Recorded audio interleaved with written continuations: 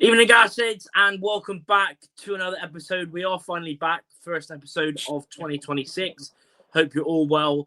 And yes, we've got plenty of stuff to get into, including transfers, giving our thoughts obviously on some of the departures and incoming, and obviously some of the links. We'll quickly go over the Christmas games because obviously we haven't done. Obviously, we've done our, both of our videos and stuff on socials, etc., but we haven't obviously talked about it in person. And of course, finally talking about a win. What a way that was to start 2026. But yeah, loads of stuff to get into. We'll get into player links as well, and also give our thoughts on some of the signings, etc., and some of the players that we want or positions, etc. It's me and Josh for now, but Neil should be coming on at some point. I have sent him the link. He did message. But yeah, we're finally back. Make sure you leave a like. Thanks for all the support in 2025. The support was brilliant, like it is always. So yeah, keep showing your support. Subscribe to the pod. Subscribe to Josh as well. And yeah, get in the chat. Leave all your thoughts, any questions, and also Adam Purnell is still sponsoring us going into 2026, so make sure you check out all the links in the description. ERG DMY Decorating, the support from him has been brilliant, and yeah, so he's supporting us, so make sure you go help and help support him as well. But yeah, Josh, how are you, mate? Happy New Year and all that. Happy New Year, bro. Yeah, I'm all good. Yeah, back to work, back into the swing of things. You never get enough time off over Christmas, do you? No. But yeah. Nah, all good, bro. How are you? Yeah, all good, mate. Yeah, same here. Yeah, back to work, and yeah, obviously it's been quite weird as well, hasn't it? Obviously, we hadn't played. Obviously, the last game we were meant to play. Oh, don't even get me started with that. That was a complete shambles. But that was like a 12-hour round trip for you, wasn't it? Longer. Oh, mate, it was horrible. It was absolutely horrible. And there was a lot of people that had already gone up as well. There was loads of people that stayed over and stuff. And then obviously the news of it was such a nightmare. That is the longest day of my life. Honestly, because I've been Carlisle a few times, but I've never done Barrow. But Barrow, horrible trip. Carlisle, disgusting. Yeah, Carlisle's horrible, but Barrow one, especially when the game wasn't even on, that was a complete shambles. But yeah, even into Rafa Jefferson, Fordon Blue, Ben Gill, Chris Collier, and thanks to and Dizzy Dent as well. Big up as well. Thanks to everyone that's already in chat, even to Harry Jenkins as well. Even in lads, we've let everyone had a head start now. Let's let the title charge commence. But yeah, let's hope it's a good second half of the season. But we'll quickly go over the Christmas fixtures. I know that it was a while ago now. Obviously, our last pod was 2 days before Christmas. But yeah, let's quickly go over that because we was all hoping for at least a win or a couple of points, but unfortunately, it was 2 defeats. I think what was that? 5? Is it 5 or 6 home losses in a row? So yeah, it wasn't good. Well, at half time on obviously the Bromley game, it felt amazing. I think I tweeted we are back. Yeah, we are back. And then obviously, after Josh's tweet, all went downhill. It was mad, wasn't it? Especially that game. We'll quickly get onto that one first. Obviously, it was 3-2 loss after being 2-0 up. And then obviously the Barnet game was a 2-0 loss. But yeah, the Bromley game, for me, I still can't believe that we lost that game. And that's what I mean. That's the happiest I felt in God knows how long. After coming off the back of a point at Crewe, going into that home game, with Bromley, obviously they were top of the league. Their form is especially since, I think I was looking at something the other day, since the 14th of September, they've accumulated a stupid amount of wins and points. Obviously won again yesterday as well, another clean sheet. But yeah, I was thinking, I can't remember at the time what I said. I think I said we'd win 2-1. I think I said 2-1. You said 2-2. Yes. I'm pretty sure that was it. So yeah, obviously first half, absolutely brilliant. We've not seen anything like that for a long time. No. We were playing football on the floor. I think Neil's there as well. There he Here he is. is. He's Nilo back. Babino. Wagwan, my brother. What you telling, man? You're blessed family. I'm How not are answering that. Yeah, but yeah, just getting into obviously, first half we were brilliant, 2-0 up. Cavegn has the chances. Obviously, finally does get a goal, and then obviously Jack Sparks, and then half time you're thinking like game should have been done. Game should have been 4-5-0. Even their manager admitted it. But then second half, even with the red card, like I don't know how we lost that. But but like you said in your videos, and I said as well, like as soon as we conceded the goal after the red card, I was like, yeah, here we go. Yeah, here we go, pretty much. And then obviously, second half was a complete mess, to be fair. But yeah, what was your thoughts on that game? That at halftime, like I was really kind of, I don't want to say proud because they're professional football players, but just happy, I was buzzing, really pleased with what I was seeing, you know. And like, I'll be honest, I know we'll get to Barnet, but other than the Barnet game, I think we've deserved something in every game. And if I were to say to you, right, if I were to say Steve Evans' Bristol Rovers record is 2 wins, a draw, and a loss, I'd take that. But like 2 losses, 1 draw, and a win, like you did not, you that should not have. I think someone did a statistic. What was the statistic? Like in 95% of cases we see out a win in that game or something like that. Someone put it out. Opta put us there, like 95 chance of winning that game. Yeah.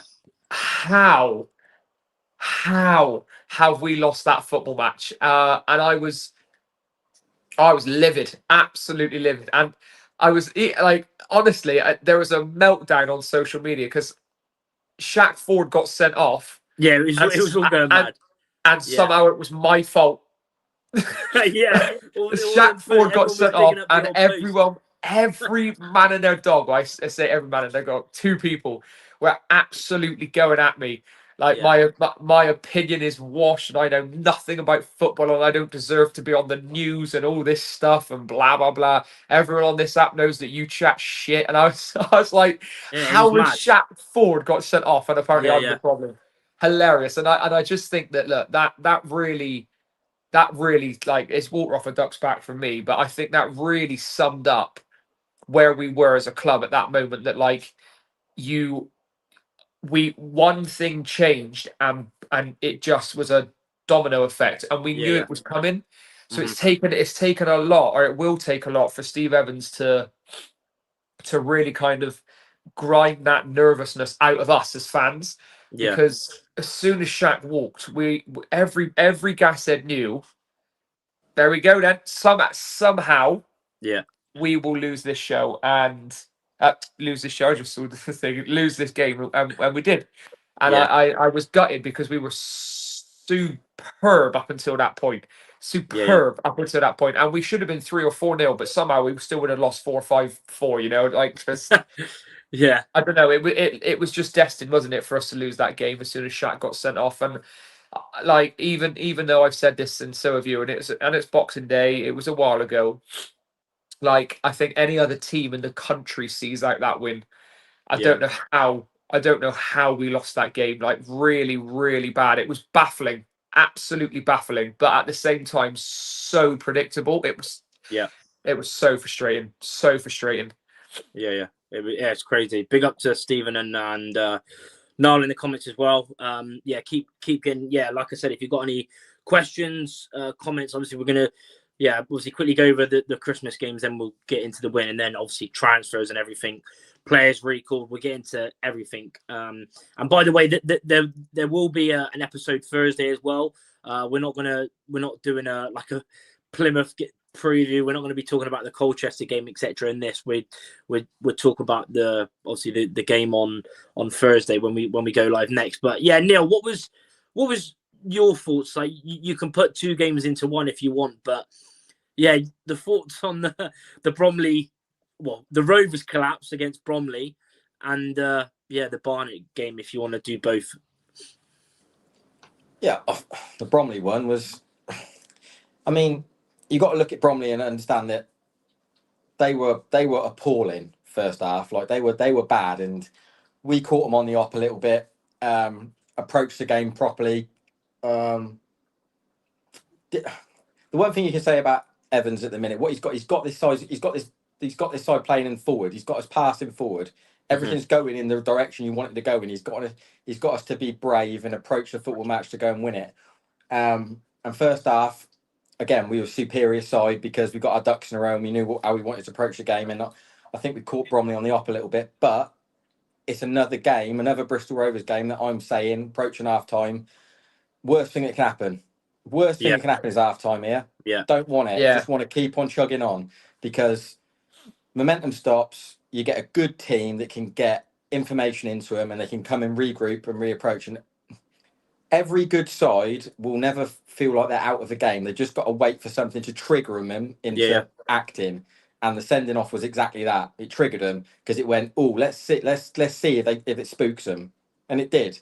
You know, completely fell apart as far as being organised, cohesive, out of any form of positive thinking on the game, and it rattled that side, and Bromley went and got after us. I mean, the goals would be the goals. What happened? Yeah, the goals were awful. That second goal. I know. Yeah, the second one's bad. The second one's bad, but seeing it from another with a player's hat on, I'm looking at Conte and I'm thinking, you've done what you should do. You've gone and squeezed the ball. You're desperate to go and put pressure on the ball, but he doesn't realise what he's leaving behind, because normally what you do if you're in a pretty safe environment and you're in a position where you've got your centre half behind you, is you just pass on. You just go, right, I'm going to go and squeeze the ball. He's yours. But there was none of that. He just got excited and went, I'm just going to go and do the right thing in my eye. Just go and put pressure on the football. And he's just gone bash. And he's played it into someone where no one's obviously gone and covered him. And because you've got 10 men, there's a lot of people pointing at each other and looking, because no one's there assigned to pick anyone up in that situation. So as much as I know, you know, Connor's getting pelters for it a little bit, I understand why he's gone and put pressure on the football. And then they've fallen apart from there. You knew as the game ticks on, they were just going to keep squeezing. And to be fair, if you're Bromley, you look at that and go, you know, we got what we deserved because we went and got after a side that were vulnerable. I mean, the sending off, I said it at the time, even after the booking, it reeked of a fella that didn't want any part of Barnet. They didn't want any part of it. If I can get sent off here, I don't have to deal with Barnet. I don't have to deal with getting beat up under the light. You know what I mean? I don't have to deal with it. It just looked I don't to know what me it was though, because it was just like, obviously a lot has been spoke about that, and you know, I think a lot of people have like completely changed their mind, because I was, along with many other Rovers fans, after that game, I was like, I don't want to see him anymore. I still stand by it. I still stand by it now. You look at the foul that was committed to get the second yellow. It was like, it's crazy. Exactly, to the point where I'm going to get myself a free week here. It looked like it. I don't think because obviously there was after the game there was you know, Evans was talked about him going into his office like in tears. So yeah, and if you believe care. that, if anyone believes that, they're a moron. You're a moron. There is, right, and I'll tell you now, anyone who's played football at any sort of level and been involved in the change room, I'll tell you now, that boy did not cry in that change room. And anyone who's played football at a decent level will tell you he didn't cry in that office, because of the repercussions of what happens if you do. He did not cry in that office. Well, you don't reckon it happened? Of course he didn't. Right. I know not everyone's been in the situation, but if you go into a manager's office and you cry in front of a manager, you've got to then go back to a changing room. And do you think they're just going to let that slide? Like, if you've been any part of a change room, do you think any of them players are going to go, oh, I just cried in front of the manager, Shaq, never mind? Bullshit. He'd be getting pelters to this day. He would be getting rinsed to this day. It didn't happen, because if it did happen, Evans wouldn't have let it out in the press. It's one big play on to the fans of, do you know what, he really cares. He came in sobbing. Shaq, you're going to have to buy this. You're just going to have to suck this up. I'm going to go and put it out there. and to try and redeem himself here. And to be fair, he put in a great performance the week after, so it all got washed under. But there's not a chance that boy was sobbing in his office. Not a chance. Because if he did, it wouldn't have come out. Yeah. I don't know, but yeah, it was just. I know. It didn't happen. It didn't happen. Yeah. Well, we're back, everyone. Yeah, we're back. But now to be fair, like you said, it was much improved, and obviously we'll get into Shrewsbury soon. But yeah, it was just like you said, and like Ben said in the comments, he said to me, he said when Thompson got the second, he was like, "Shall I leave now so I don't miss the third goal?" And 2 minutes later, bang! Yeah. I was like, it was just mad.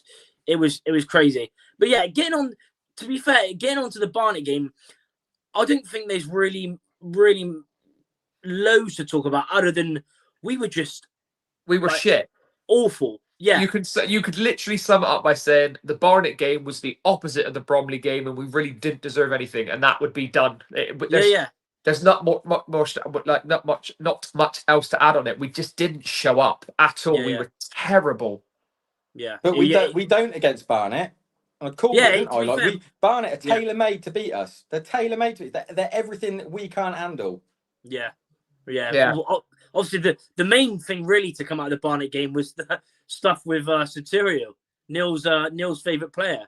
Yeah, and I'll tell you now, I'm not his favourite. I'm not his biggest fan at all, and not because I don't think he's a decent footballer. I just think he carries himself all wrong, and I don't think he's a very good teammate, to be honest. But whatever he did at full time, I don't know what's been said to him. Now, if it's dead personal, you've got every right to go back at whoever said what at you, as far as I'm concerned. Everything's fair game. Like, you don't get to decide how someone reacts when you get personal with them. Now, I don't know what was said, but if someone's touched a nerve with him and he said something like below the belt or dead close to the bone, then he can say what he wants back as far as I'm concerned. Yeah. Yeah, I agree. If it was something personal, I can't, because obviously the video, I don't know what was said. A lot of obviously people were going at him and stuff, and there was obviously the chance he missed. Obviously that was the game he started as well, but yeah, we'll talk more on that situation when we talk about transfers and etc. and who we think's going to sign and leave, etc. But yeah, like you said, Josh, like we went from playing really good football and doing passing on the floor and forward passes against Bromley to just long ball again and it was just crazy. Like you obviously the first goal, shock, it was from a set piece. Shock, it was awful. And then the second goal was obviously right near the end, and it was an absolute worldie. But like you just said, we just didn't turn up. We were absolutely awful. Like, no one turned up. It was just awful, really. But yeah, it was just one of those games where, and like you said, Neil, Barnet over the years, it's not just, we could say a lot about a lot of teams, but over the years we do mainly struggle against them. Apart from the Friday night game under the lights where Ryan Brunt, I think, got the winner, and the game, the first season back in League Two when we beat them at home, I think it was 3-1, when Browner scored that worldie outside the box. We usually do always lose to them, but we just didn't. It was just terrible. It was absolutely awful. They just go and impose themselves on us, don't they? Just manhandle us. That's what it is. Yeah, I don't even think it was that, because I didn't think they were good. But they don't have to be good, do they? But don't have to be good. That's Neil's point. That literally is Neil's point. They were crap and just bullied us a little bit, and they won. We were so bad. Like that was like the Barnet game. I was really surprised by the performance that went out there. I really was. Like, I don't know how you go from that on the Boxing Day to that in the space of 3 days. Like, the performance and the effort and the endeavour, and I think it was so poor, and we just didn't deserve anything at all. And I think really bad. I think he sort of played what was available to him as well, didn't it? It was a side that you put out there, and you winced a little bit as far as like could get bashed up here a little bit. Like I think, like he probably wouldn't say it before game, but in his office, Evans would probably say, "Do you know what? We might just have to suck this one up. We'll put out there what we can put out there. See if we can do anything." And what happens. Yeah. Well, because I don't know who it was, but a player come out after the game and said we didn't follow the game plan. So there you go. That game summed it up from that. To be honest, that's basically all you really need to say on that. So yeah, let's just get on to some positive things. A win, finally, a win. Cavegn hat trick. Yeah, Shrewsbury. You know, it was a big game. We had to win. I know. Neil tweets a few stuff saying we don't, but that game we had to, because Shrewsbury, I know they were above us before the game, but you know, going into the game and for how many months we haven't, and just the fact that for Evans as well, for Evans to get that first win, for us to get the first one, and even though, you know, yes, we do criticize players, but also for the players, because even though they frustrate me and frustrate a lot of us, like I'm buzzing for them, because hopefully, and obviously it was annoying that Barnett was off because we could have seen, you know, what we were made of after that. But hopefully now this is just a fresh start, because like 2025, like this year and last year has been absolutely horrendous, disgusting. And and fair play to everyone that still, like, you know, watches live or watches it back, because like for us to be doing it like every week, it's been awful. But yeah, 3 points, 3 goals, an away win, first win in 3 months, first clean sheet in 3 months in the league. Yes, one thing I will say before I let you two, I will say we were very good, but also Shrewsbury were honking. They're the worst side I've seen in a long while. Definitely the worst side I've seen this year. But I will give us credit, because we started the game well. Although the first half didn't really create any chances, we were pretty dominant. Although Shrewsbury had the best chance. Yeah, they did. Luckily, Marcus had his rovers out on, and he hit the post. But yeah, after like second half, I mean, I wouldn't expect him 3-0, but I'll flipping take it. Like, it was just good to, and obviously the first goal just summed up Shrewsbury really. But we needed that luck, because we've not got any luck at all. But yeah, fab. I mean, we've talked, you know, so many good things about movement, but yeah, for him to get his 12th goal in all comps and 9th for the season in a side that has been struggling, and that's the thing I liked about it though, is that even though you had, you know, Anderson and Boyle and Klukas, very experienced, very tall, physical players, like he was coming inside, and they didn't have a clue. They didn't have a clue, and obviously Shaq, very good.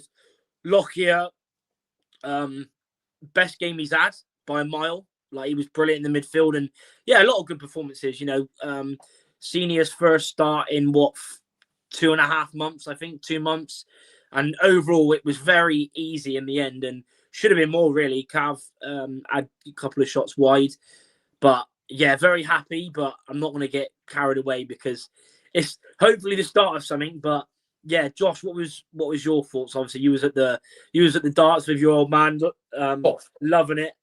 But yeah, what was your thoughts on that? Finally a win, eh? Mate, I was in platinum hospitality with some big Prem ballers, surrounded by a lot of famous people, all free booze, all everything, and the darts, and I was most happy that we won a game of football. Yeah. Like, it was just that my love for this club is just ridiculous, honestly. But we were such good value for that win. I think that you said about, you know, Shrewsbury were the worst side. Bro, it still worries me a little bit that they were the worst side that we've seen, and they still had chances to you know, go ahead in the game once or twice. So yeah, we've got to tighten up at the back. But yeah, it's mistakes though with us. But that's what I mean. That's what I mean. No team cuts us open. It's mistakes. Sloppy. Yeah, just sloppy. And it's for me, the one thing I really worry about, and I know we're talking about a win, but for me, the one thing that really worries me is that some of our players, their positional awareness is horrendous. Yeah, you spoke about a bit. But luckily we can sort that on the training ground. But that second half, I mean, Fabrizio Cavegn just so clinical. Yeah. Like it is almost like Evans had gone into him after that Bromley game and said, "How the hell have you not scored 4 today?" You know, and he was like, "Yeah, all right, I need to make it up to you," because he just everything he hit just turned to gold. Yeah. Shaq Ford as well, absolutely superb performance. Joel Senior, I'm not his biggest fan. In fact, I don't think he's that good, but he was absolutely brilliant on that right flank.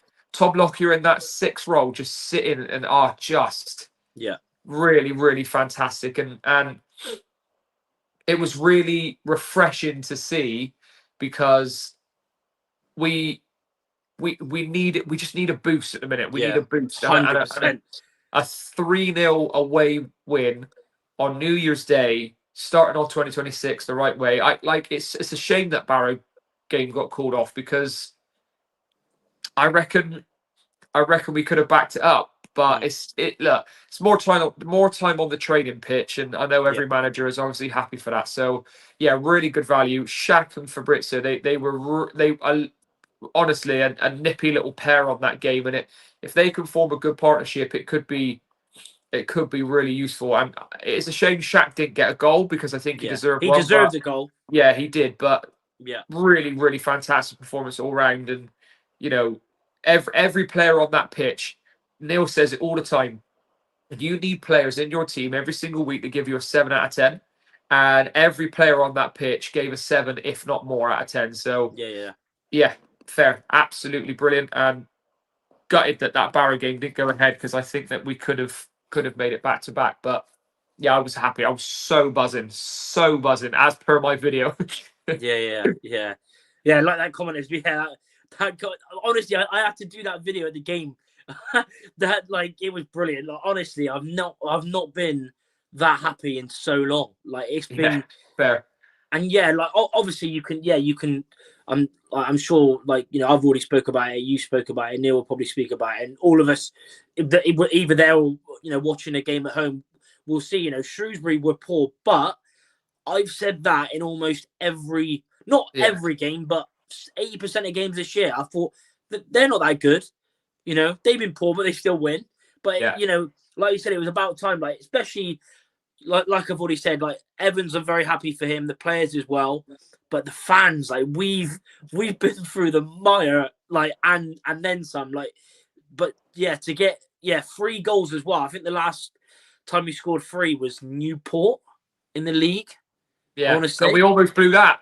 As well. So it was just mad. It was mad. Yeah, the songs with Cavegn, the different fist pumps that Evans, doing. Yeah, people didn't know what it was. Yeah, even me, pretty much every Rovers fan, we were get ready to go, hey, and he go, oh. But it was so good. But like you said though, everyone, Kilgore, Taylor Moore, Senior, Conte, very good. But Shaq, the thing about Shaq is that whenever, even if he's not on the best of form or whatever, he will still drive at players.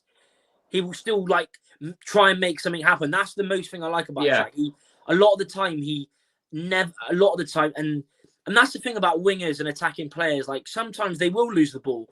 But you look at Shaq, and he's obviously had a lot of stick from pretty much everyone, and rightly so. Obviously not the other stuff that has been shocking, but just generally after a game, analysing his performance. But every time he gets the ball, he will try and go forward. Yeah, and that's the thing. As a winger, you got to do that. But you see a lot of wingers nowadays, because even I said it, I didn't think Thomas had a good game.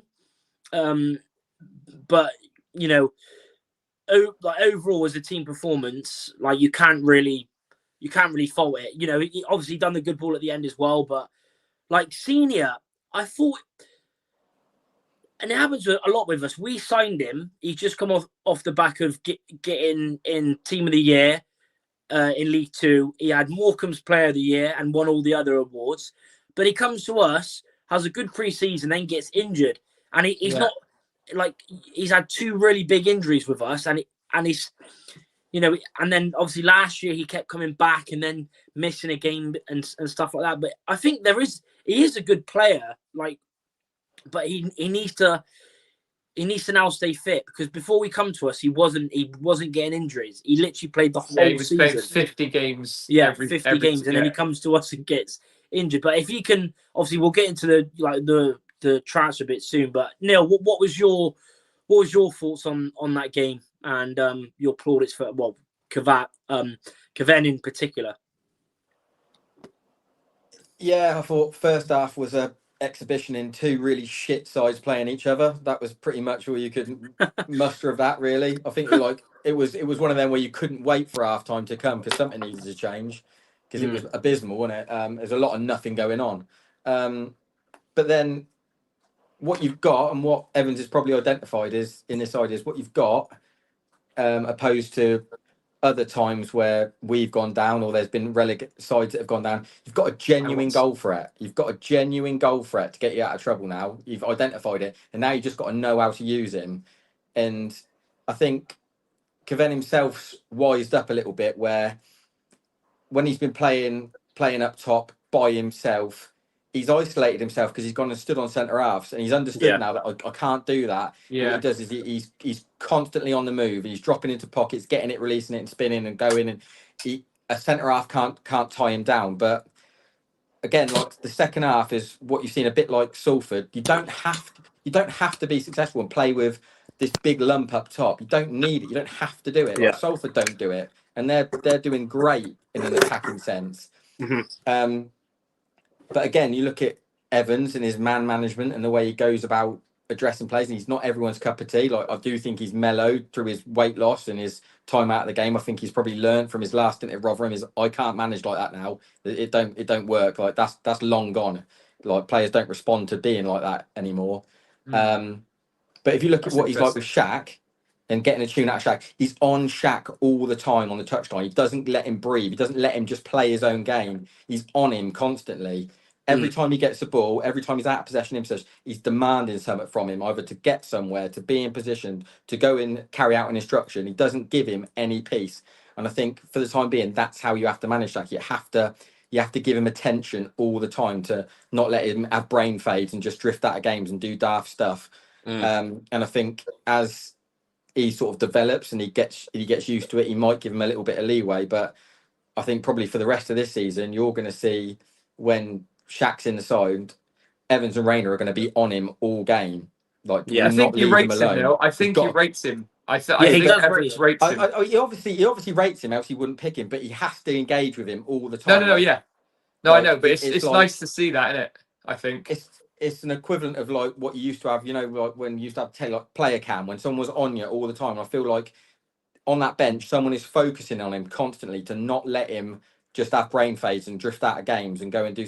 They're constantly giving him information. They're constantly drilling into him, and they'll probably say to him like, "We're on you because we think you're a good player. If we didn't think you're any good, we'd leave you be." Do you know what I mean? Yeah.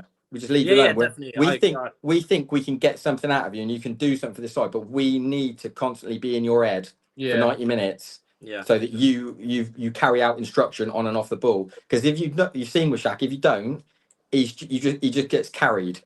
He's just missing. He just goes missing, and then he has brain phase and goes and does daft stuff. I mean, the first time we saw it was away at Charlton, when he was on another planet. But you can't, again, like, you can't leave him to his own devices. No matter what you do on the training ground, no matter what you do as far as information, team meetings, pattern to play, once you cross the white line and the whistle goes, and he's left there out to himself, he just does his own thing. Not probably because he's arrogant or he decides to. He's just, he constantly needs information. Just one of them players at the minute. And I think Evans has identified it. To get a tune out of this boy, I've got to be on him all the time. Yeah. There's definitely talent there. Yeah. And he's Look, also what? He's still no one plays 21. Yeah. No one plays football for a living if they're no good. Oh yeah, of course. And yeah. that's just how it is, all right. Yeah, But yeah, there's certain ways you see how certain players tick, and I think Evans has come in to a side with a blank canvas. Looked at, he hasn't got any preconceived ideas, got no history with the football club, has he? He's just come in, looked at it, and go, right, that lad, I think he's half decent, but something upstairs isn't working quite right as far as trying to deliver a performance, and he's understood what that is. And at the minute, for the next however many weeks, it could be all season, you might look at Shaq and go, I'm just going to be on your back constantly, but you'll get performances like that. You just got to live with me. Yeah, definitely. So, but I think, yeah, Shrewsbury bad, but the minute you got your noses in front against them, you knew if you were a shit side to get beat by them. Yeah, definitely. I think that was always going to be the big one, wasn't it? Going I think it was whoever scores first, because I think we probably might under Clark that might have been the case, but I think you've got a genuine goal threat now with Rovers, and Evans has slowly realised now you can unlock him. You got to get him the ball first in the areas that he wants him, and beforehand you were just playing boom ball up to him and chasing lost causes. That's what I mean. We have to keep playing it along the floor with him. But yeah, like that, we have to. Yeah, that Shrewsbury game under Clark could have well lost that game. Well, easily have lost that game. But Evans has got us passing forward, going forward, being direct, and trying to squeeze a football team to go the other way. Because, like I said, you've got a genuine goal threat through the middle of the pitch now. You just got to know how to utilise him. Yeah, we got so many shots off in that game. It was really good to see as well. Yeah, definitely. Yeah, even just plenty of shots, you know. Again, it's nothing desperate, nothing desperately complex, and I don't want to like do down any of the work he's done, but it's a territory game that Evans is playing. He commands territory in the pitch. We'll go high, we'll be brave, we'll get bodies in that area and let them decide what they want to do with it, because you've got a genuine goal for it that is rapid. So you've got to let them play stick or twist. They're either going to squeeze the pitch and leave a load of space that we feel like now we can get into areas with, or they'll buckle and go, I don't like any of this. I'm sitting 20 yards from my own goal and I'm not leaving any space behind. And when they went 1-0 down, they were like, oh, fuck, now what do we do? They didn't know what to do. They couldn't squeeze the pitch because they didn't believe in what they had at their top end of the pitch. Yeah, fair. 100%. A question for you two, and I've seen it around on Twitter and people have been asking the same stuff. Do you think if Lockyer plays, you play him CDM? I know it's only one game, but I thought he brought basically everything that we've sort of not had in like a proper defensive midfielder. Josh, what's your thoughts on that? Yeah. Yes. Yeah. 100%. I think not just because he played well, but because we won a game 3-0. With that, why change it? You know, Taylor Moore's been decent in that. Kilgore as well. We want a back four, so which one would you drop? Senior had a great game, so I'd stick with it until it doesn't work anymore. The only time it's going to be a bit techie is when McEachran comes back, but I guess you could play a Lockyer McEachran slightly ahead. I don't know. It's difficult because you've got to assume that De Havilland is going to play all the time now. You know, so yeah, maybe, yeah. When he's back up match fit, I mean, yeah. so yeah, it's I probably would. Who knows? Maybe we let Cottrell and Chang go because we've got those options now. Maybe he sees Lockyer a little bit further forward. I don't know, but yes, until it shows that it doesn't work, stick with it. Yeah. Neil, would you agree? I'm not convinced, to be honest. Not after one game against Shrewsbury on the road, and like he did great, but he was also 20 minutes. His legs were hanging off, weren't they? With 20 minutes to go, he was cooked. But ultimately, he's come back from what he's come back from. But the long and short of it is, he's a top centre half. When he can be at the peak of his powers, he's a top centre half. I think if you're looking to identify someone to go into that position, you go and recruit for it in the window. You don't try and convert Lockyer into that. I don't think. I think you can utilise him throughout the season in that role when you have to plug a hole. But I think if you want someone to play there every single week and you don't feel you've got that in your army right now, you go and recruit for it. Yeah, definitely. Yeah. That's the thing, innit? One thing I will say, and it's been a thing all season for us.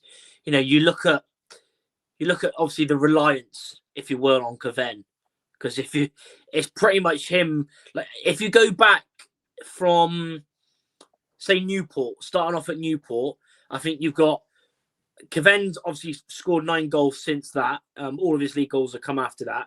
So Cavegn on 9, Thomas on 2, Ellis on 2 or 3, and then it's, I think, 3 players on 1: Sparks, McEachran, Conte.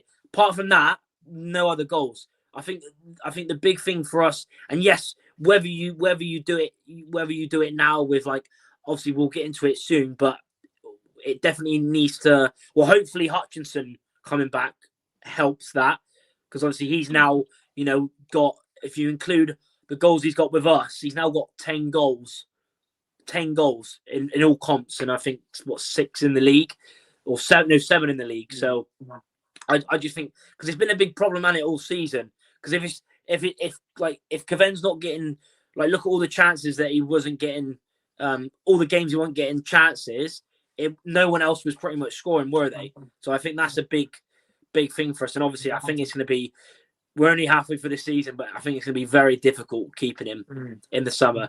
I'll tell you that now, because there ain't many 23-year-olds, you know, considering it's his first year, the pace and the, like you mentioned it, Neil, when he saw, even when he first come, the first few games, like the runs he makes is from a player that's, you know, going to be going maybe to the top. He had a higher IQ than everyone around him. Yeah. Well, let's get into, I think that's pretty much most of it talked about Shrewsbury. Let's get into the 5 players that went back. Obviously, a few of the clubs have said recalled, but Rovers have sent them back by all sounds of it. Obviously, I'll start with you, Neil, first. What were your, obviously, it don't have to be age. I'll quickly get into, for those that haven't, I've done certain posts, but I'll quickly go into it. League minutes and starts, etc. So Alfie Chang, 14 league starts, 1,203 minutes. Lapata, 14 starts, 1,108 minutes. Cottrell, 10 starts, 806 minutes. Negru, 4 league starts, 340 minutes. And Azaka did not start a single league game and only played 135 minutes in the league. What are your thoughts on all of them ones, going back to their parent clubs and what it means? Do you agree with it? Well, yeah, I said when Evans came in, didn't I? They'll all go back. He'll send them all back the minute he got the job. As soon as the window comes, all these loans will go back. And to be honest, if there was a lot of these lads that are on permanent deals, if they're on loan, they'd be going back as well. He's playing the game at the minute, Evans, where he's probably making these players feel really warmed and loved and telling them all the right things. But in the summer, he want rid of them. Do you know what I mean? He's just got to nurse this along. He's just got to nurse this along and keep players on side. But there'll be plenty in there that aren't for him. Yeah. And ultimately, the proof's in the pudding. The side's been shit. It's underperformed. And if you can get rid of players that are part of that problem, you do. And he has. And it's freed up. It's probably freed up a little bit of finance for him to go and do a bit of work now. Makes sense. Every single one of them makes sense. Yeah, 100%. Josh, I know obviously probably a lot of people have seen obviously our stuff that we've done on the certain players, but what have you, to the other audience that haven't seen it, what do you make of those 5 players, Chang, Lapata, Cottrell, Negru and Izaka going back?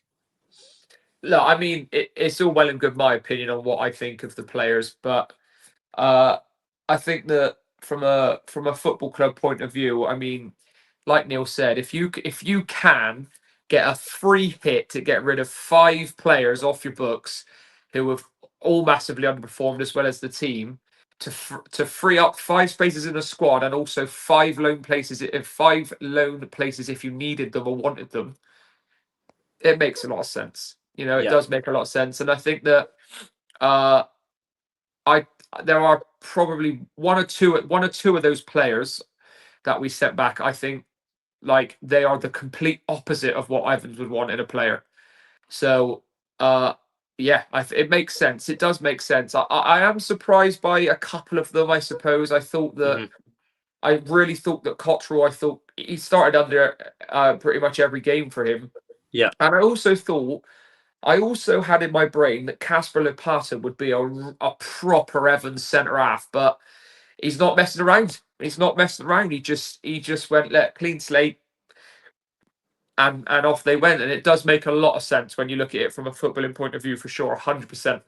Yeah, definitely. Yeah, I agree. Yeah, I thought all of them would go back apart from Cottrell.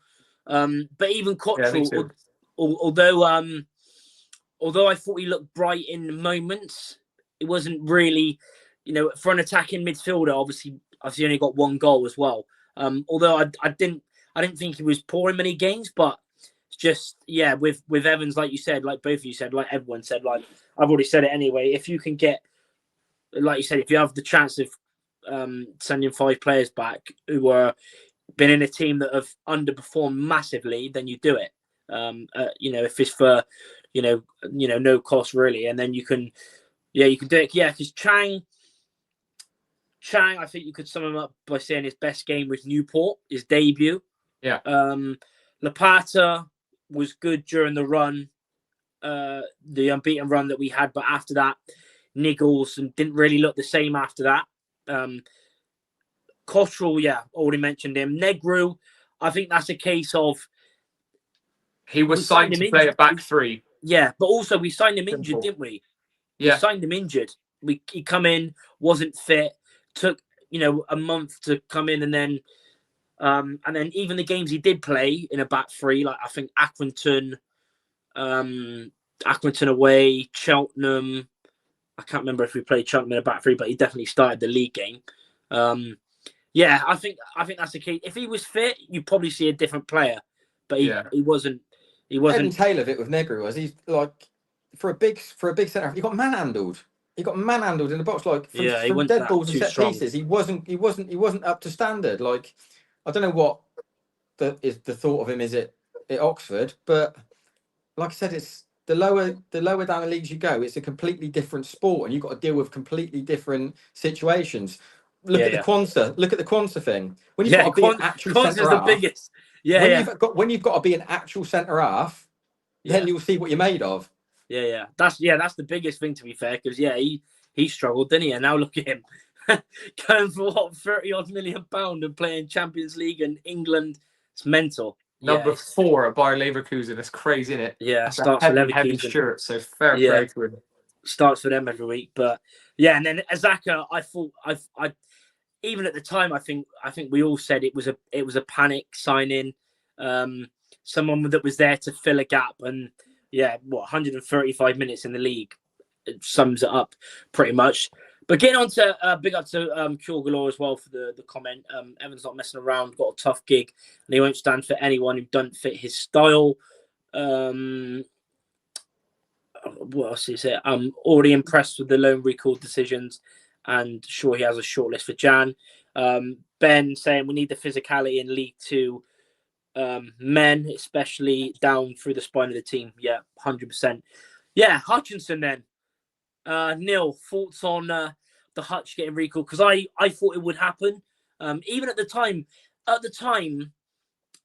as a player, I didn't want him to go out on loan. But for what happened with all that stuff, I think it was the right thing to happen. Obviously, he's gone out, done really well, played loads of games. Cheltenham fans are absolutely gutted. They've lost the best player they've ever had in their history. But yeah, what's your thoughts on Hutch getting recalled? Obviously, Steve Evans wanted him back, and it's happened. Yeah, ultimately, he's a Bristol Rovers employee, isn't he? And he didn't really get a say in the situation. As far as the way it's handled, though, I think Evans needs to approach it with his eyes wide open, because the reason that he's obviously gone on loan is because of what happened previously between, obviously, what went on with the fans, what got said to him personally and his family, which is incredibly delicate. And the head and tail of it is the football club did not back that boy when it happened. He had a manager that hung him out to dry, didn't defend him, didn't back him. I remember there was a situation, when was it? Was it away at Chesterfield when he nicked a goal at the back post? Yeah. Got a direct question asked him, Clark, about Isaac, how well he's played, off the mark, can really get running. Just dismissed it.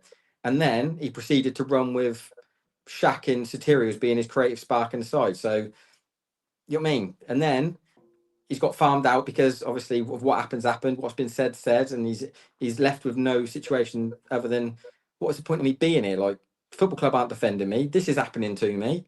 Yeah. But I do think fans of, I've never met Isaac Hutchinson. I don't know him, but I get the impression that he's misunderstood. I get the feeling fans think that he's a bit of a, I don't know, a soft touch. He's weak. He's a bit of a victim. I think he's got a bit about him, to be honest. If you're going to go and play and cup your ears, flick the V's, or do whatever he's done, and then go, do you know what?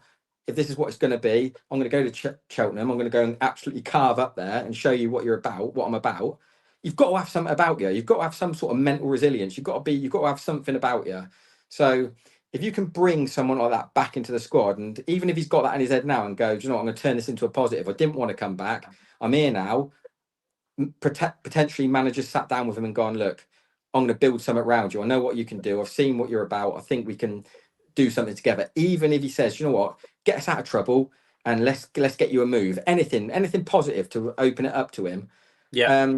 But if Isaac Hutchinson comes back and goes, you know what, I'm going to show these pricks exactly what I'm about. Fuck them. Cool, because he's going to be performing, isn't he? Yeah, 100%. Yeah, completely agree. To be fair, even into Matt's as well. Please touch his back, and those who contributed the abuse that pushed him out should be embarrassed. Evans clearly talked him round, and he looks happy in the training. Yeah, he looks buzzing. See him smiling. That's all. Yeah, if we can. Yeah, like we said, you know, what happened, especially with, like, obviously there's criticizing about a performance, like what most of us do, and then there's atting him, messaging him, sending the videos and that, like, which is awful. Like the worst thing that could, one of the worst things that can happen. Yeah, like I said, like I thought he would come back. I didn't think he'd stay. And yeah, like you said, get behind him. And hopefully we can see the best of Hutchinson, because we know he's a good player. You know, when we signed him before, you know all the goals, assists. Obviously, it doesn't help when, you know, as a squad and as a club, like last year and this year, it's been horrific. Like everything around it. But yeah, hopefully now he's back, we can see the best of him. I'd be putting him straight. Obviously, we'll get into the Colchester game, etc. We'll be interested to see what happens at Plymouth, but I'd be putting him straight in the starting lineup, and yeah, hopefully he can do well, because like you said, Neil, you can look at it like that, because I think what was it? Was it a 3-year deal with an option of another one, or was it just a 3-year deal straight up? I'm not too sure but I know that he's definitely got a year after the one. Like once this season finishes, he's definitely got another one after that. Yeah. But and then it's about sitting down with him and understanding, right, what's your intentions as a man and as a player? Because look, let's not brush over it. If that would have happened to any one of us, you would not want to go employ your trade for that employer, would you? Oh no. You wouldn't. I said that. So you've got to do a lot of man management. If I was him, I wouldn't come. Yeah. You've got to do a lot of man management on him to understand, right? Like, we're in this predicament. I'm a new guy, and I really want you to be part of this. Yeah. And then you've got to have a discussion with him, not as a footballer, but just as a human, about how are you, what do you want to achieve, what you got, how are you, how are your family, how's your living situation, anything, just to try and smooth the edges initially, and then make him happy, make him comfortable. Ultimately, the best thing to do with him is say, look, these are your stats, these are your figures, this is what you can contribute. Let's have a discussion and build something around you, because beforehand you were left in the cold, and Sotirio was picking up the can to be the guy who was going to create stuff, and Ford was, and he wasn't performing. So let's go and make this about you, and let's have a conversation and say, right, you got a Swiss kiddie up front we can get the ball to. I can get Shaq performing with my man management on and getting information into him, and let's find a space for you to operate and make this side better. because if Isaac Hutchinson's performing well, it's going to be good for the football club. It's going to be good for him. And then whatever you decide to do in the summer, you might get to the summer and go, do you know what? I've done really well. I really like it here. I like Evans. Let's have another go at this. Or you might go, do you know what? My stock's gone up. Put me up for sale. Get a bit of dough for me, and we'll all be happy. Who knows? Yeah. It's got to be seen as a win-win. Yeah, 100%. I'm very happy that he's come back. Matt saying Evans is a perfect solution for the Hutchinson situation. Josh, your thoughts on the whole situation? Obviously, come back. He's now got 10 in all comps, 3 assists, done very well at Cheltenham. What do you make of it? Are you buzzing? It was the most obvious thing that needed to happen this January transfer window. Agree. Anyone who says that we shouldn't have bought him back is just an idiot. And there's you of course we should have. He's our player. Agree. All that needed to happen, exactly what Nino has just said. The new gaffer needs to sit down with him and say, bro, I haven't seen you. I haven't made my judgment on you. I haven't made my judgment on you. So obviously I'm going to bring you back because I want to know what you are like. He's done well for Cheltenham. Yes, all right, he wasn't the best for us, in the blue and white quarters, but nobody was last season. I thought in spells this season he looked really, really good. I also agree that he's got a bit of grit and bite about him. How many yellows did he pick up last year for challenges, for crunching? You can't tell me that Isaac doesn't work hard. I think he does. And it's interesting, that interview that came out, I think that Evans is the perfect solution for the Hutchinson situation too, like Matt has said. Yeah, agree. And it's interesting that he said, we've had conversations and Evans has said that, Isaac has made mistakes. And I'm thinking, oh, that's interesting. I wonder what he's alluding to there. I don't know if that's a mistake though, because I love that. Yeah. Is he alluding to his family? Is he alluding to maybe the interview? Yeah.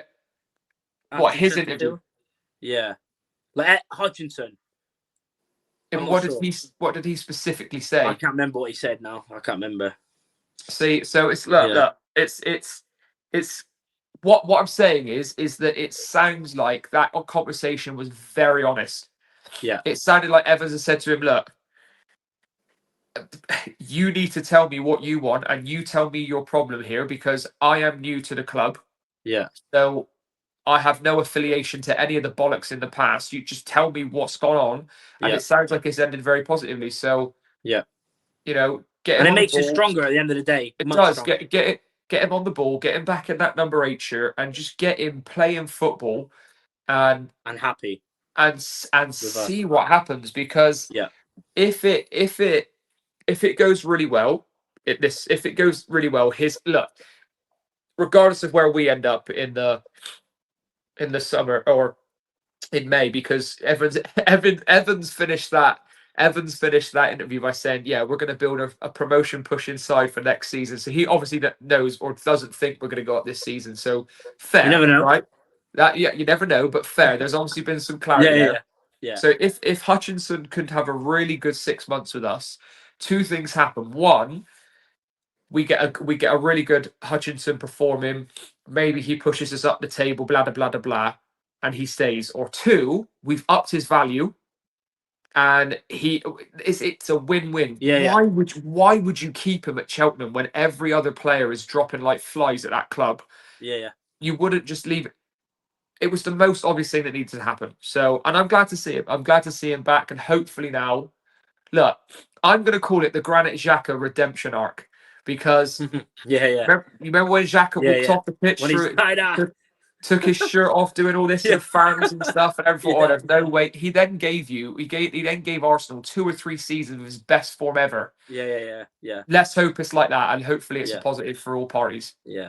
Well, it's mad doing it because, I mean, obviously you mentioned, he would be our, 4th, even forget the loan he had at Cheltenham, he'd be our 4th top goal scorer, even with his stats before he left us. That's insane. That's insane in itself. But also, don't get me wrong, Cheltenham, it's not just him. You know, to be fair, they've been on very good form. If you look, I was looking at something the other day, and it's mental. Like, I think, and I obviously hate the bloke, but since Cottrell's gone to Cheltenham, because Hutchinson went there, they were bottom of the league. We were 13 points ahead of them in 7th place after 10 games. They're now 9 points ahead of us, and I think he's been in a very good team. Like, people can say stuff about Wilson, James Wilson, Cottrell, Hutchinson. Like, I think they're 4th. If you go on to them since Cottrell's been there, they're 4th or 5th in the league. So Hutchinson's been in a very good team. You know, they've been getting a lot of good results, and obviously now, like, they're pretty much not screwed. But I'm guessing you would have seen all the players. You know, obviously Hutchinson's come to us. Adelaide and all that lot. Yeah, Archer's Thomas looks like he's going. Yeah, it's mental, but yeah, hopefully, like you said, hopefully we can. And yeah, I agree on what both of you said. Win-win, 100%. Let's quickly talk about Ryan de Havilland. Obviously, you mentioned him earlier, Josh. Was signed on the 3rd of January, 24 years of age, signed a 2.5-year deal. You know, played quite a lot of games. I think 70 games at Peterborough in the last 2 years. Obviously played in non-league as well. Yeah. What do you make of that signing? Because a lot of people have thought he was a defensive midfielder, but he is a box-to-box. He has both feet as well. He's obviously scored not loads of goals, but he can score. Obviously not played a lot this season, but what do you make of that signing on a permanent with a fee as well? Tidy player. When he was at Barnet, I was really hoping that he would come to us, not Posh. Yeah. Does the basics very, very well, I think.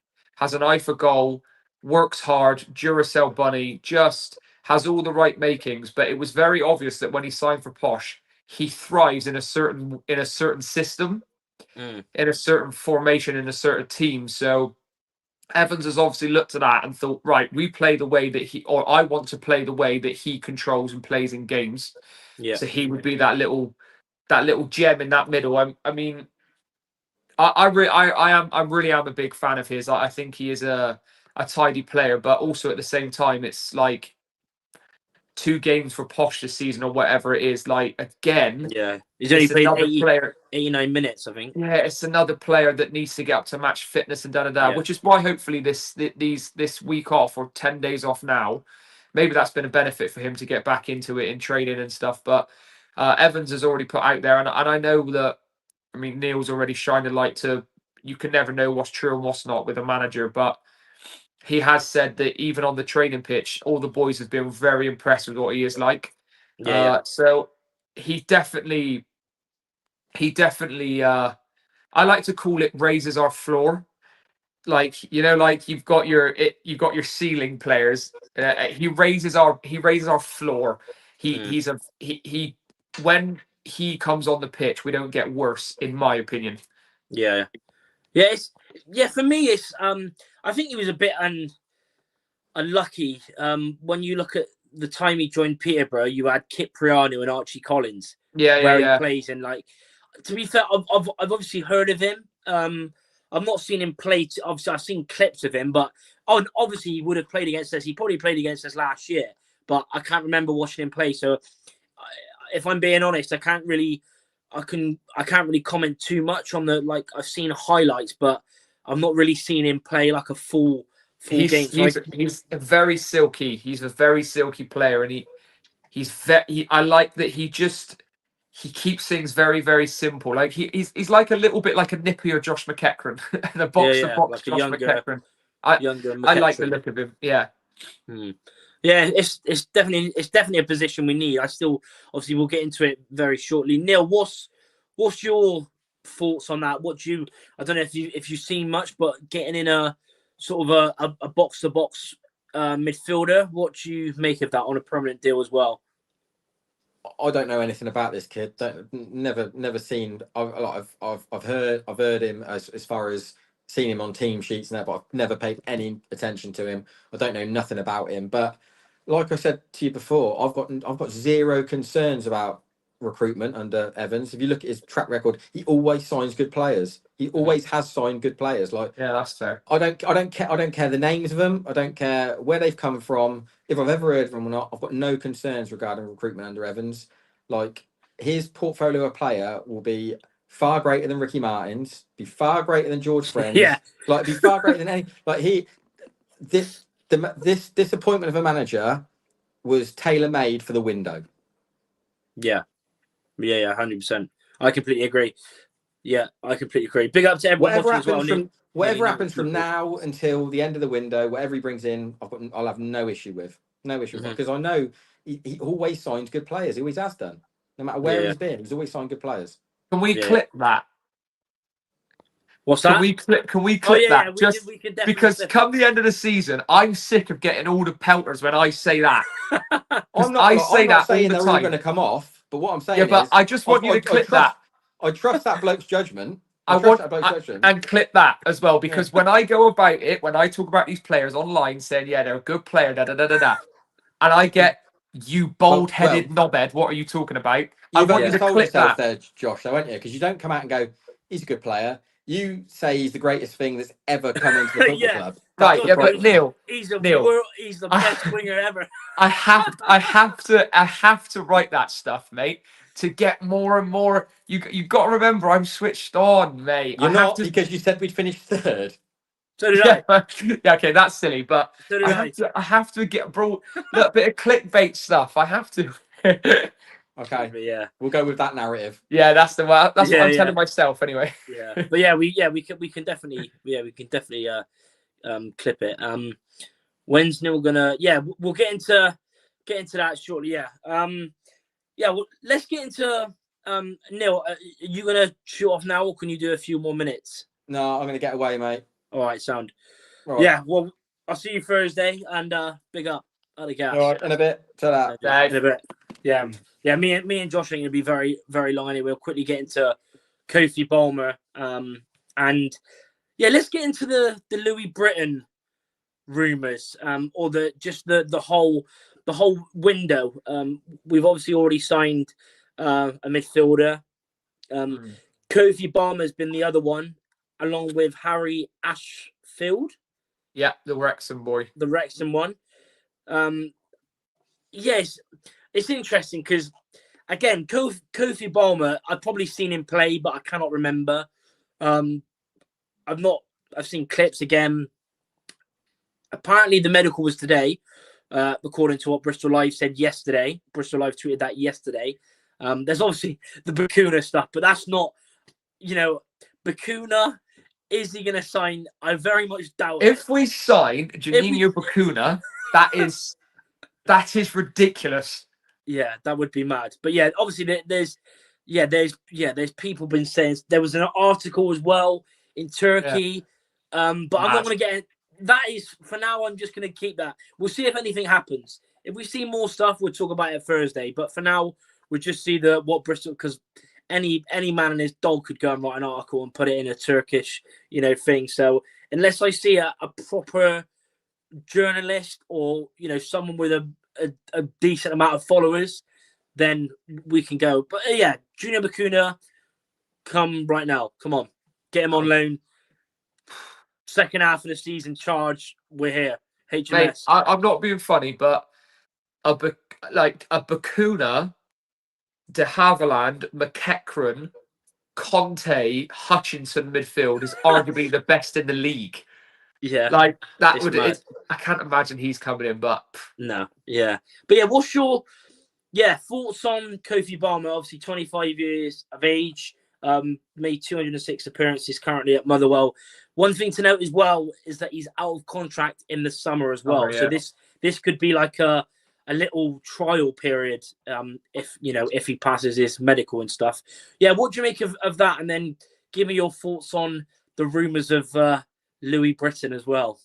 Well, I'll do them all in one go. So the big rumours that we've got are, let's put Bacuna in there. Bacuna, Ashfield, Balmer, and Britain, right? So Yeah. I'll do them all in one go.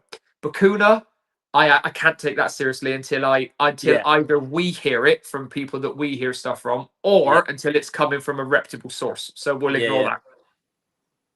Ashfield, didn't even know that. I didn't even know it existed. Yeah, same. I don't know who he is, so I'm not even going to pretend anything about him. Yeah, he's 19 though, isn't he? Young 19, kid. He's not played many games. Honestly, again, if you go to my post about Harry Ashfield on Twitter, and people are signing, "Oh, Josh, you're doing it again. You're getting it." And I put Wrexham fans' opinions on. Wrexham fans. Yeah, some people. I've seen the same. Yeah, some people are just thick. They do not read anything. Anyway, so no, I don't know he existed. I can't comment on that. Balmer, other than his Wimbledon spell, I might shoot myself in the foot, but I haven't really been that impressed with him anywhere else. Like he's, if he didn't have a long throw on him, but at the same time, maybe he does the basics well. Maybe he just gets stuck in, you know. But my opinion is he any better than like a Lapata? That's my question there. And then the Lewis Britton. Louis Britton. I might have to give his dad a message because I know his dad. His dad, they live near me and they go in my local. So, well, his dad does anyway. Yeah. Right. So Lewis Britton played 7-a-side for me back in the day, and I think he scored like 5 in that game. I just think, right, and look, is he going to get us promoted? No. Are we going to get promoted? No. But I just think there are so many clubs that dip into the National League North and South, and those players go on to be absolutely brilliant. So why not us? Honestly, all these people that said, "Oh, it's just ridiculous." As long as he's not the only striker we sign, as long as we sign, in my opinion, a big, dirty, horrible bastard up top. Yeah. You've got a 24-year-old gashead, right? And he's a gashead as well. Yeah. I know he's ex-shit, who scored 140 goals in 263 career games, scored on his debut in the Championship against Brentford for City. Yeah. Like, what I just don't see. Look at that Ricardo Reis. He stepped up. Yeah, he scored 2 goals, didn't he? He stepped up and scored a brace. You know, look at the Richard Kone story. Like, why not us? Why can't it be us? It is worth the gamble. It will be about less than like 100 grand, if that. Yeah, I can't see it being a lot. It won't be anything. It'll probably be less than 50 grand. You know. Yeah. And you're gonna get a player who is a poacher, a fox in the box, can score all types of. Tell me one team he's never scored goals for. Yeah, he's always done. You can't really do it. You can't really do it. Bristol Manor Farm scored 38 from August to March. Yeah, and then he's got 20 this season in and you'll know those leagues. They're not bad leagues. Like I played Welton first team and I got ran ragged. It's like the local leagues around us. There are some big ballers in there. Look at I'm not saying he's going to do a Semenyo, but you look at these players. Look at where people start off. Like, you know, he's like, people say, "Oh, but he's 24." I'm looking at as he's 24. Yeah, that's good. He's 24. He's already experienced. He's got a shitload of games under his bag. He scored against League 2 opposition yesterday. Didn't look out of place. Yeah, all right, he had 1 shot on target, but he scored with that 1 shot on target. Yeah. What? I just don't see. He scores the thing I like about him is all type of goals. Would I hand him the number 9 shirt? No, I wouldn't. Is it possible that Dewsbury's gone one way to Britain to come in the other way? Potentially. I'm not. I don't know. You know, we hear all sorts of stuff, but I'm not commenting on anything until I know it 100%. But I just think if the opportunity is there, I just don't see why you don't. I just don't know why you wouldn't just give it a punt. Like, a talented local lad. Don't we want to see local lads playing for their clubs? You know, Yeah. I just don't see it. I just don't see why you wouldn't go in for him and just give him a shot. Like, it makes a lot of sense in my opinion. Maybe I'm the only one because I'm seeing so many people online saying no, don't do. I just. All right, if it's Peterborough, they sign him and he scores 30 goals in a season. Do you know what I mean? Why not us? Why can't we be the club to go and find non-league local talent as well? Yeah. Do I want another striker in this window? Yes, I do. 100% I do. But we've got Promise out who unfortunately can't get fit. Ellis seemingly is fit, they're not fit, they're not fit. So what that, and Morton has, I'll give him my left leg if he has to have it, because he I don't think anything's regrowing there. Chris Martin has no knees left. So what, I know he's not on the books, but you get what I'm saying. We're left with Cavegn and the option of Sotirio playing up top, really, if Ellis keeps going in and out. So we need two other strikers, a big dirty stinking bastard up top. And then I don't see why you wouldn't take Lewis. We took a punt on Fabrizio Cavegn. He was way less known about than Lewis Britton, and look what he's done. Yeah. I agree. But I also agree what you said as well. I would like to see him come in. I would love it. I know how hard he's worked, and what he's I've had many conversations about his, like, the whole family's class anyway. But I spoke to his dad.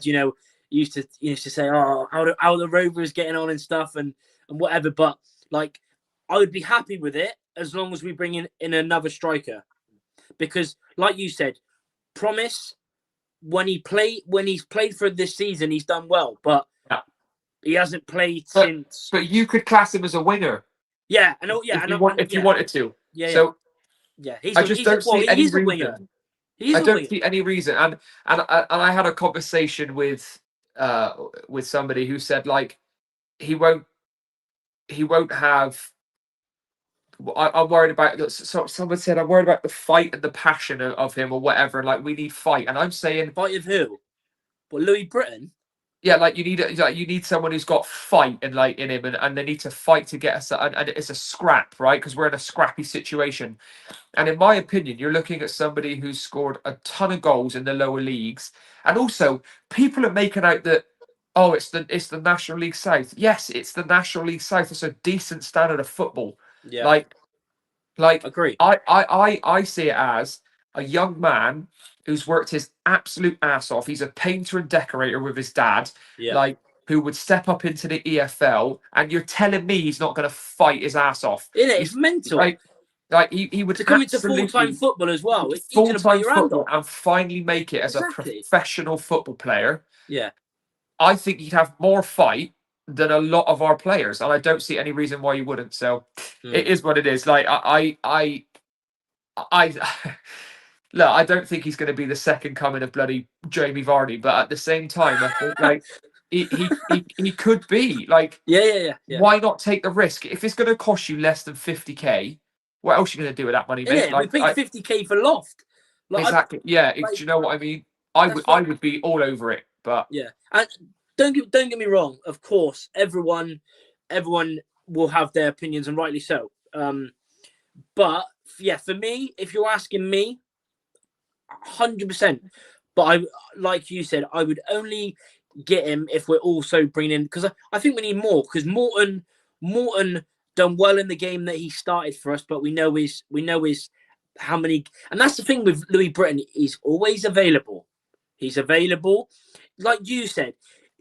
You're telling me that someone that does painting and decorating and plays part-time football and trains on a Tuesday and a Thursday, coaches kids down goals. Exactly. You're telling me he and like the comment from Marco says. That is my point. Yeah. Exactly. That's my point. Exactly.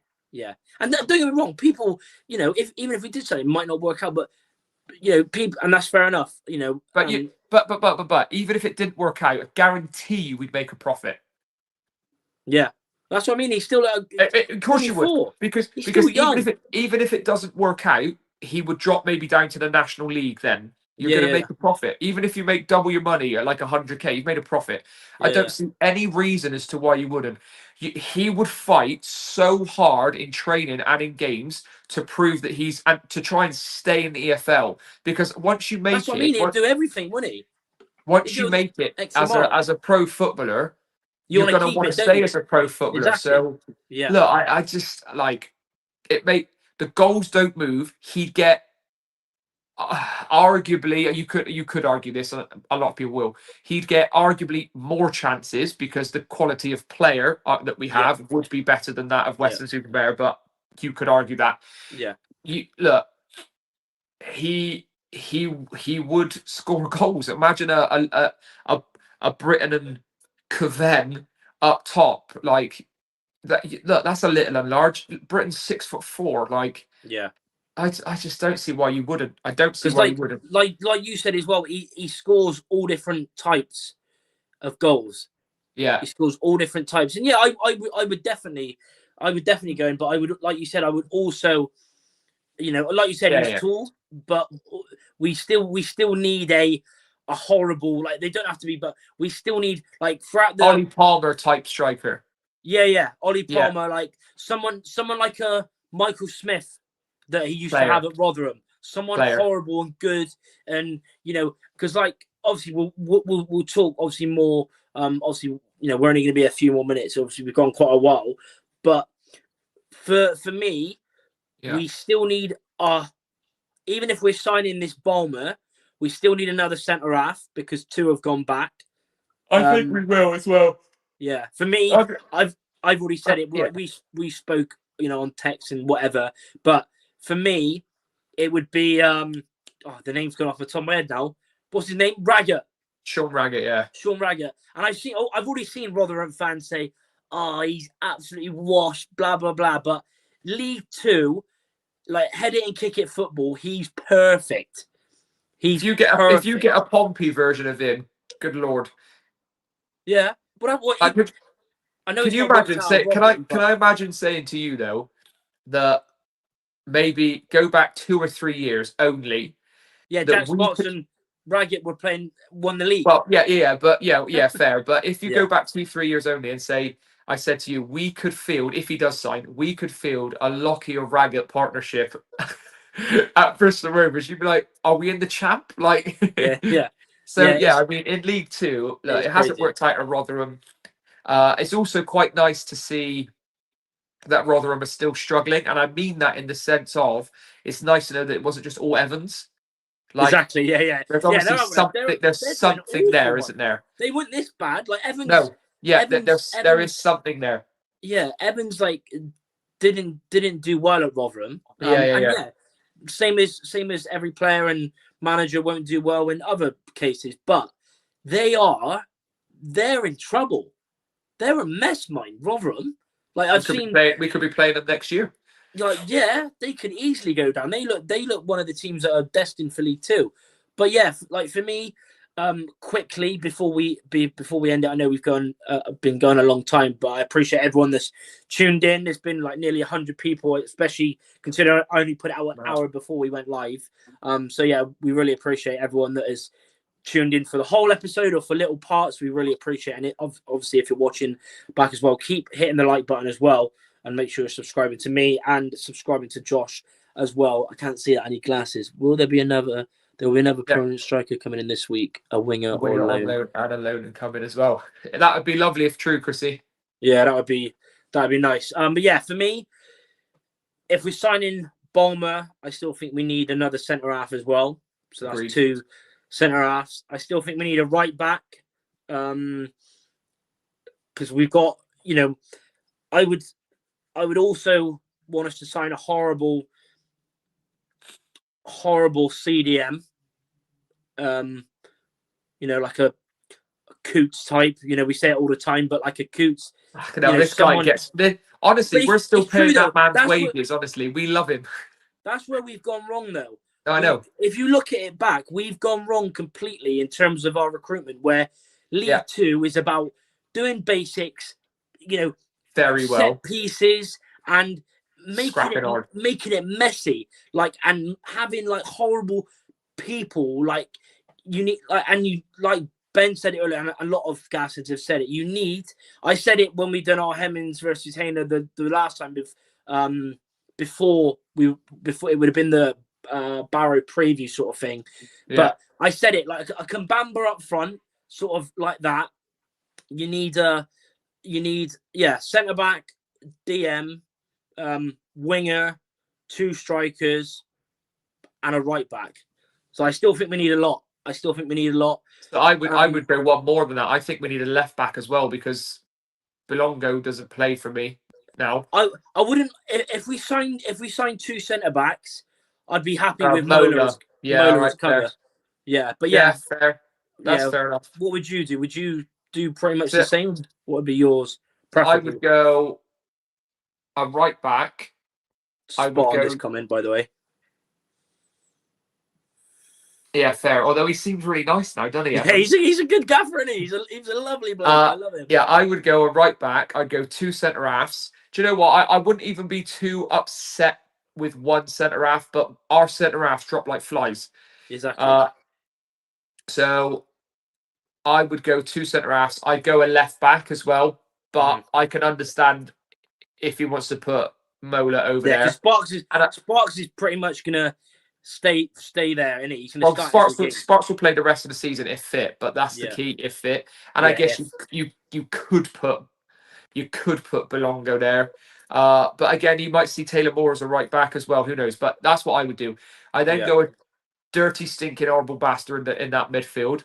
I think that Hutchinson, Havilland, I think Thomas could play in a 10 as well. So maybe not so much there. We need a winger and we need 2 strikers, I think. Yeah. So I'd go one more than you, but that's completely fair. That is completely fair. Get into the last few comments and then we'll end it up. Yeah, like I said, if you've just joined in now, we will be back with another episode on Thursday. Because we just have to do them because we were obviously going to do on Friday, but obviously all of us weren't available. So and a Hemmings versus Hayner this week as well at some point. Yeah, and Hemmings versus Hayner. Yeah, we'll be doing that as well. We'll have to redo it. It's been mad, hasn't it? But the comments have been brilliant. Lots of us in here tonight. Charlie Evans has us optimistic. I reckon he has some shrewd contacts collected. Yeah, definitely. 100%. Definitely. His phone book, I can imagine some names in that phone book. Good Lord. Yeah. Yes, Charlie, a nut job with skill is needed. I'm not sure what position he set with that is. Is that a striker or a winger?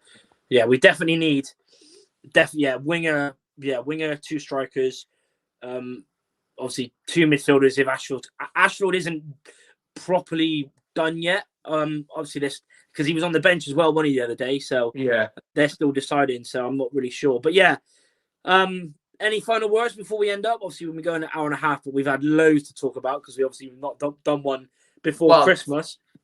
Yeah, the only thing I can say is what a 2025 it's been for us personally. Obviously, forget about Rovers for a minute. Just lots of support, really lovely comments and like actual human interaction as well when we're down the mem.